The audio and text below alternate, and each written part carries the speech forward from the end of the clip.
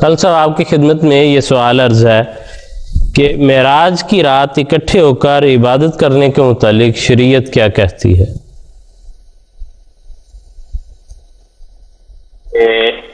اس میں کوئی شک نہیں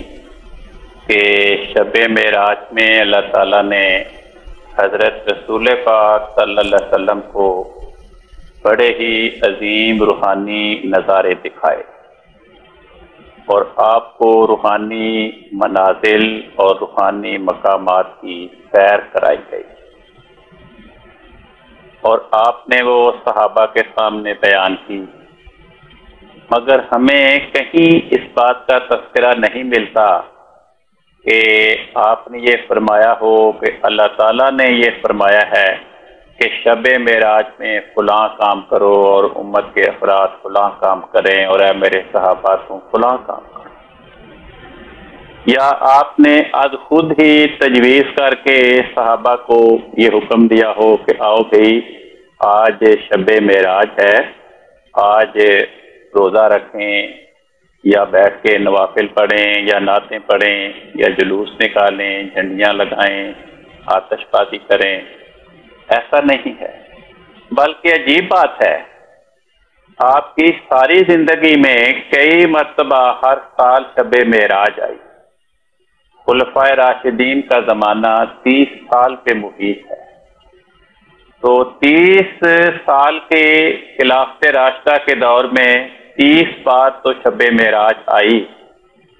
ادھر آپ فرماتے ہیں علیکم بسنتی و سنت الخلفاء الراشدین،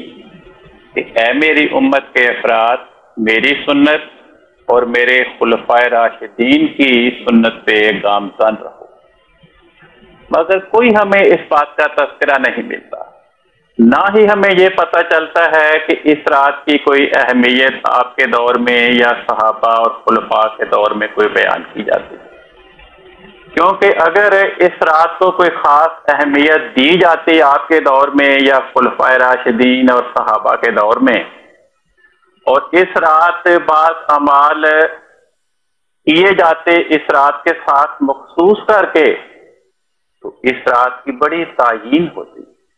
مگر جب حدیث کی کتابیں، سیرت اور تاریخ کی کتابیں دیکھتے ہیں تو پتہ چلتا ہے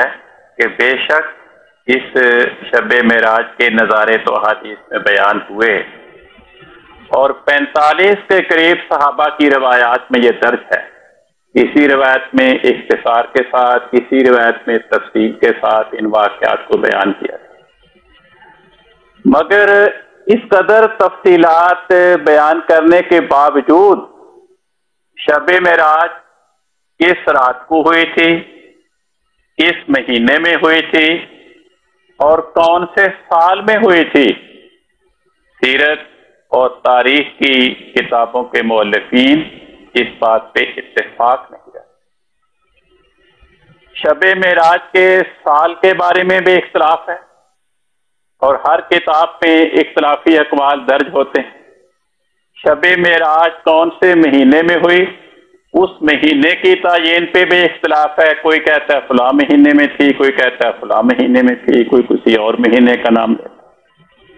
شب معراج کون سی رات تھی، کس رات کو یہ نظارے دکھائے گئے، اس رات کی تعین میں بھی اختلاف ہے۔ تو اگر رسول پاک صلی اللہ علیہ وسلم کی زندگی میں، آپ کے عہد مبارک میں، خلفائے راشدین کے دور میں، صحابہ کے خوش نصیب زمانے میں اگر اس رات کا اہتمام ہوتا، کسی خاص عبادت، خاص رسوم کی ادائیگی کی تلقین ہوتی اور اس کا اہتمام کیا جاتا، تو اس قدر اختلاف پیدا نہ ہوتا۔